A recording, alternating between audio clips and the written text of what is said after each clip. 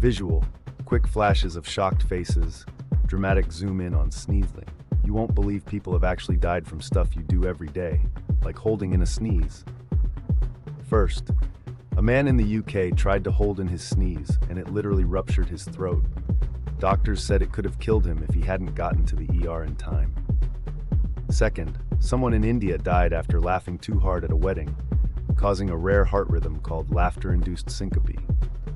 It's that serious.